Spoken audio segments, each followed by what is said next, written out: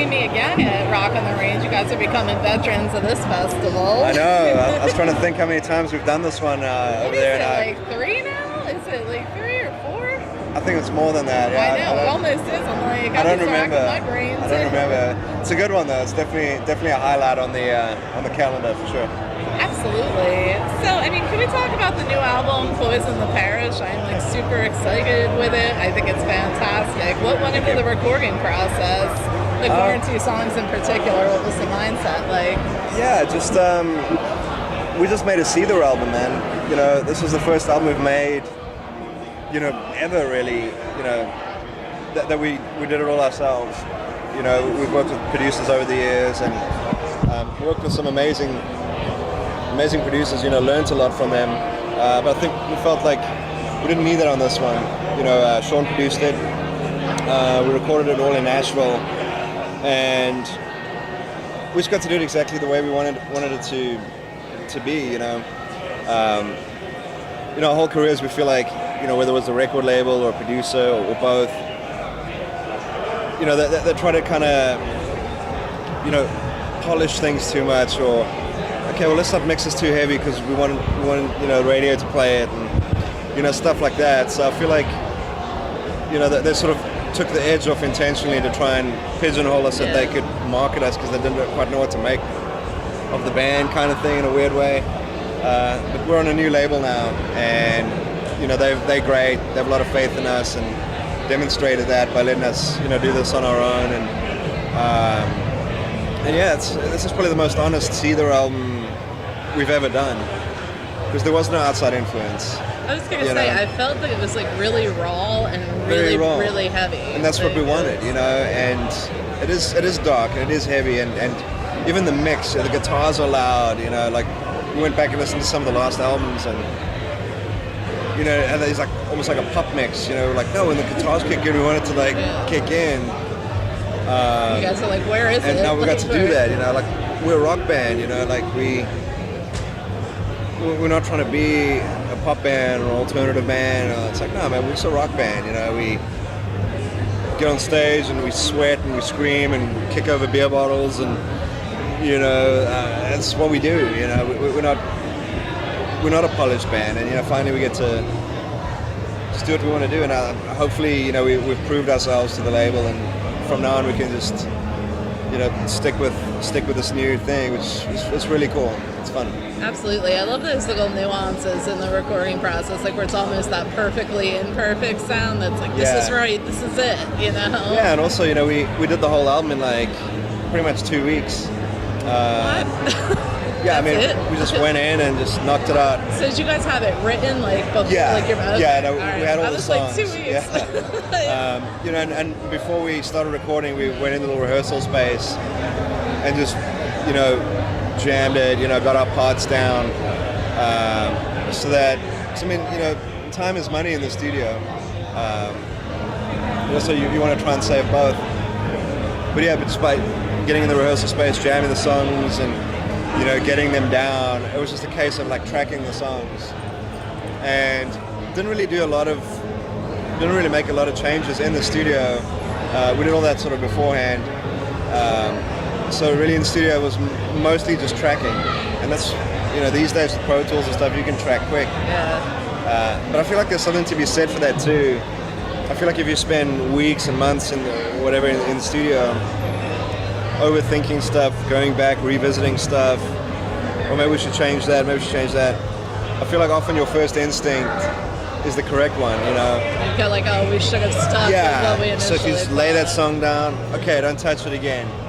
That's a snapshot of that song now. We're not going to revisit it in 3 weeks and, oh, maybe we should add some, you know, accordion in the chorus, you know, because that's when that kind of stupid shit happens. So yeah, it's just get in there, knock it out, and it's a snapshot in time. Like, you put that album on, you remember where you were, who you were with, you know, you remember the smell of the studio, you remember, you know, something funny that happened, or, you know, whatever the case may be. You know, it's cool having those little snapshots in your life that when a song will trigger it and you're like, oh wow, I remember who I was, you know, when we made that album, kind of thing. It's cool. fans remember too. Like when you hear different songs, like you get that same snapshot kind of thing back to a certain time period of your life at where you're at and what mindset that you were at. I mean, I'm sure even as a fan of music yourself, you get that with certain songs. Absolutely, and I mean, we're fans first. I love music. I listen to music. I've earphones in my pocket any given moment, any free moment I have. I'm listening to songs. But yeah, it's amazing like how memory is tied to music. Like a song will come on and you'll remember like maybe like an ex-girlfriend or something, or maybe a car that you really loved. That was the first song you played. You're like, oh, I remember, whatever. So it's that and smell. Smell is also tied to memory.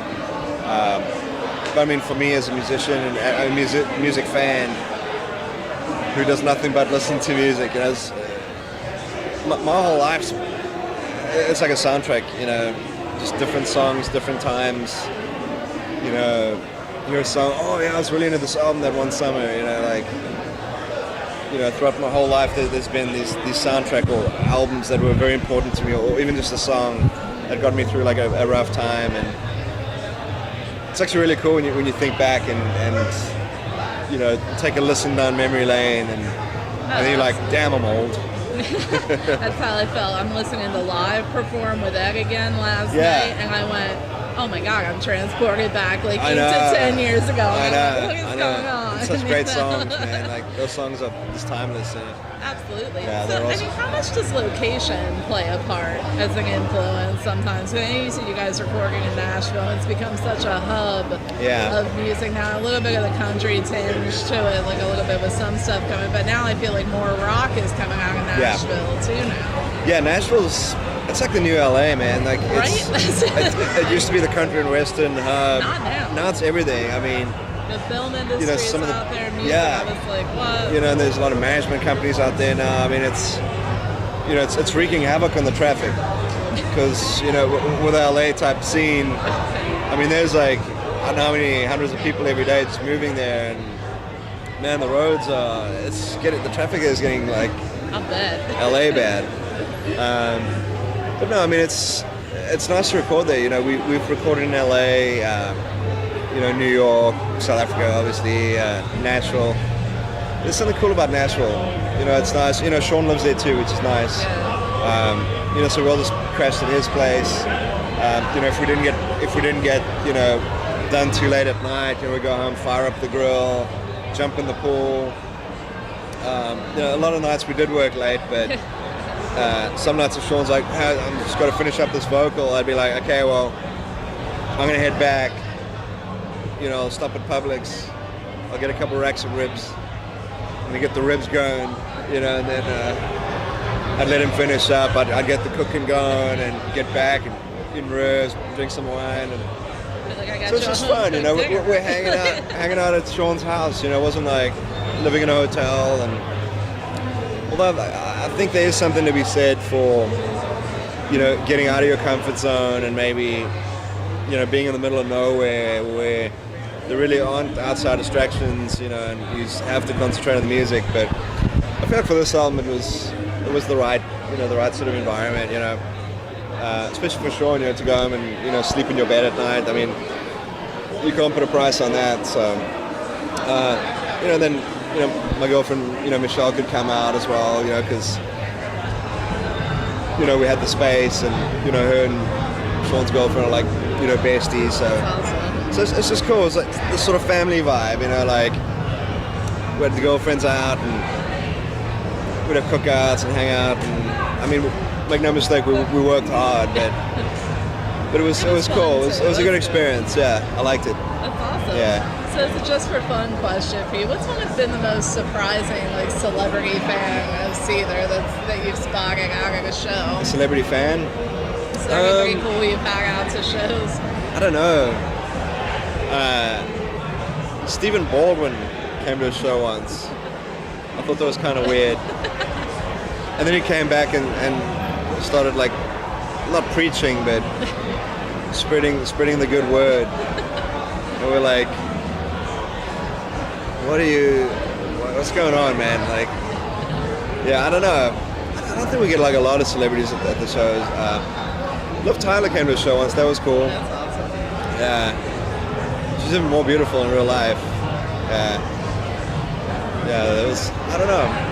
I don't know if celebrities really like us. I'm sure they do. If we pay attention. So, I mean, I don't really care. As long as the fans dig it. Exactly. Keep coming to the shows and buying T-shirts and letting us do what we do. So what's going on with Rise Above Fest this year? Is that watching that grow has been amazing. Yeah, it's crazy, man. It's grown so much over the last 4 or 5 years. It's huge this year. It's going to be a 2-day thing now. That's what I saw. I was like, congrats on the expansion. Oh yeah, Korn, Shinedown, I think Stone Sour. Great bands, awesome bands, and it's really cool because it's for a good cause. So it's a great day and it's exciting and everything, but it's really cool to see all these bands come together and wanting to be a part of this thing that we do, and how many people believe in it and want to help, because it is such a problem. As we saw the other day again with Chris Cornell, this stuff's an issue. It needs to be spoken about. I guess at the end of the day, people are going to do what they do, but I think we just want people to know, firstly, look, you're not alone. So I think that's a big part of it. I think people feel lonely. They feel like no one can relate to them. They're afraid. It's like they almost but they're not. fearful, There's a lot of people that go through this shit, So firstly, they're not alone, and then secondly, there are people that want to help, and people you can talk to, and it's not a weakness. It's not, if anything, it takes a very strong person to deal with it, So it doesn't make you weak. It doesn't make you bad. It doesn't make you less than anyone else. Just going through some shit, and there are people that can help you. There are places you can turn.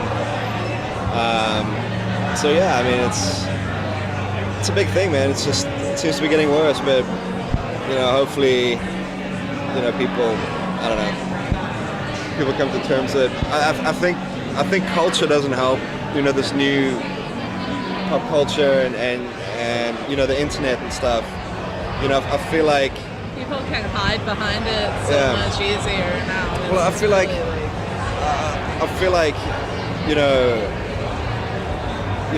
just information, IT and AI and all that stuff has evolved so much quicker than our minds have evolved to deal with it.